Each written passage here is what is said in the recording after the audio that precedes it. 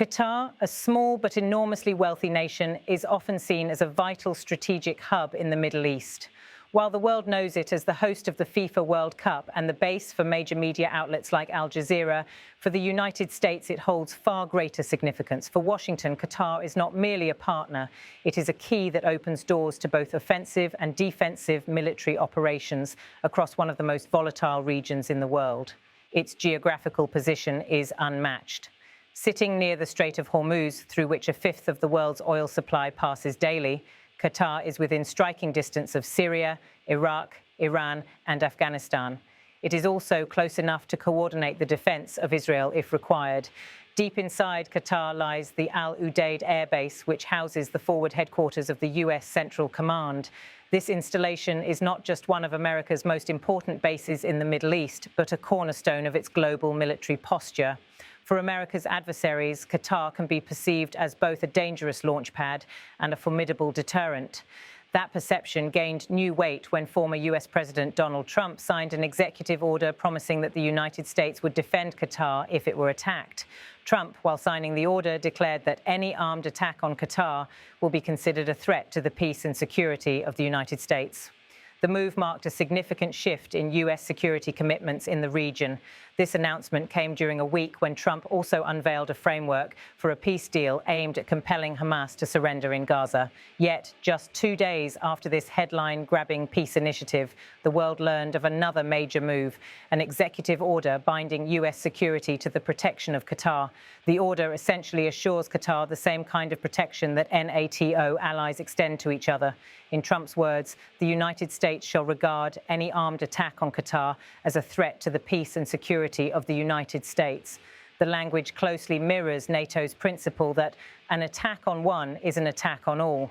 Under the terms of Trump's directive, the United States shall take all lawful and appropriate measures, including diplomatic, economic, and, if necessary, military actions. However, it is crucial to note that this pledge comes with caveats. The order specifies that the United States response depends on whether such measures are deemed necessary. A regional expert pointed out that means there's broad discretion for the United States to decide whether or not there's a security threat that necessitates using military means. Moreover, the commitment was enacted through an executive order, not a treaty ratified by the Senate. Analysts have described this as a fragile promise susceptible to reversal by any future president or even by Trump himself.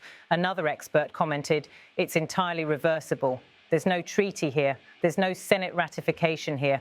This is just a statement by the president that he feels that the United States should have this commitment to Qatar." Trump himself could issue a new executive order tomorrow saying, "Let's not defend Qatar." The question then arises, who poses a threat to Qatar that could trigger such a US response?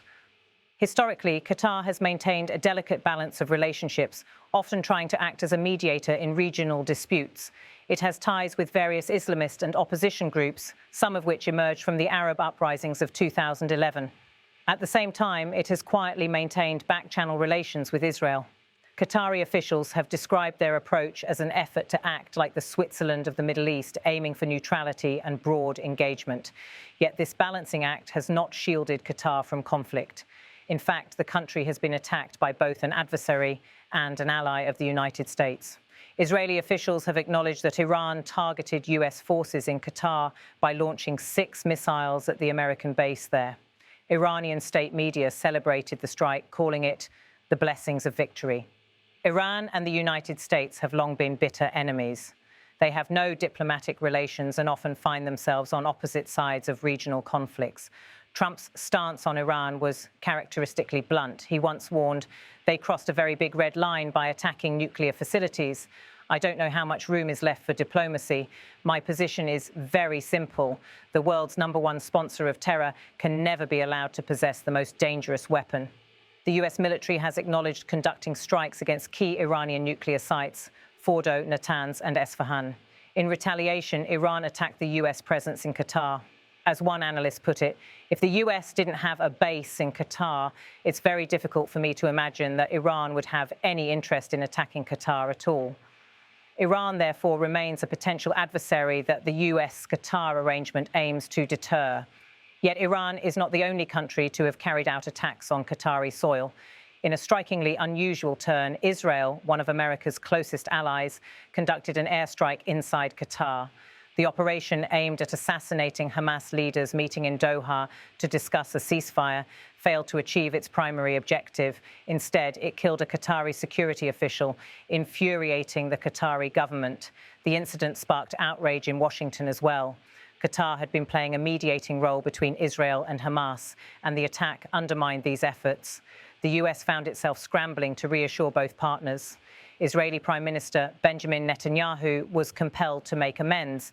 Netanyahu admitted, "I said to the Prime Minister of Qatar, Israel was targeting terrorists, wasn't targeting Qatar. And of course, we regretted the loss of the Qatari citizen. It wasn't our target." A Middle East analyst observed, "There is an effort to save face, to reinforce US ties to Qatar, to suggest to the Qataris that the US won't let this happen again." I think that he's trying to communicate quite strongly to the Israelis, hey, lay off Qatar, don't attack Hamas in Qatar, or don't attack Qatar for any reason. It makes us look bad. Trump's own attitude toward Qatar has evolved dramatically. Early in his first term, he criticized the Gulf states, saying, "The nation of Qatar, unfortunately, has historically been a funder of terrorism at a very high level." At that time, several neighboring countries had severed ties with Qatar, accusing it of supporting extremist groups, including Hamas. Still, the US had to tread carefully, mindful of the strategic importance of Al Udeid Air Base, which houses around 10,000 US troops and plays a central role in military operations across the region. In his second term, Trump adopted a more pragmatic approach. A regional analyst summarized, what Trump is trying to do essentially is to rein in a number of these different forces, to keep them in America's orbit, to say that though the US is America first and we're going to take care of our own considerations, we still are concerned with our relationships with you and your security, and we're willing to help. Trump made Qatar a diplomatic priority early in his second term, making it one of the few Arab countries he visited. While on that trip, he stated, "I will never hesitate to wield American power if it's necessary to defend the United States of America or our partners." And this is one of our great partners right here. The warming of ties between Trump and Qatar also extended into the economic realm. The Trump Organization announced plans for a branded golf resort in Qatar. The Qatari government, in turn, gifted Trump a $400 million luxury jetliner, which the Pentagon began refurbishing for use as a modernized Air Force One. This development raised concerns among critics in Washington. One observer warned, "This raises serious ethical concerns about foreign influence. How can I count the many conflicts of interest and national security risks around this? Not everyone in Trump's own Republican Party supported deepening ties with Qatar." One Republican lawmaker argued, "Qatar is not, in my opinion, a great ally. I mean, they support Hamas. And so what I'm worried about is the safety of the President of the United States." Security concerns even extended to the gifted aircraft. The lawmaker added, "Everybody needs to know that Air Force One is not like every other Boeing, and it's going to have to be put through a lot of paces and probably every square inch analyzed before I think the president should consider it his primary means of transportation." Just days before Trump's executive order, Republican Senator Ted Cruz accused Qatar of influencing political unrest in the United States. Cruz claimed, "Follow the money." How much of Antifa is paid for by Qatar? How much of it is paid for by Iran? How much of it is paid for by communist China? Despite these internal disagreements, Trump's executive order carries three key implications. First, it deepens US entanglement in foreign conflicts. Second, it signals a clear alignment of the White House with Qatar amid complex Middle Eastern dynamics. Third, it sends a message to the wider world.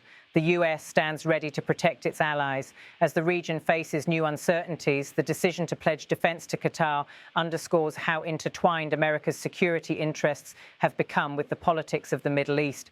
For Qatar, it represents both a shield and a risk, the promise of protection that hinges on the shifting policies of an often unpredictable partner.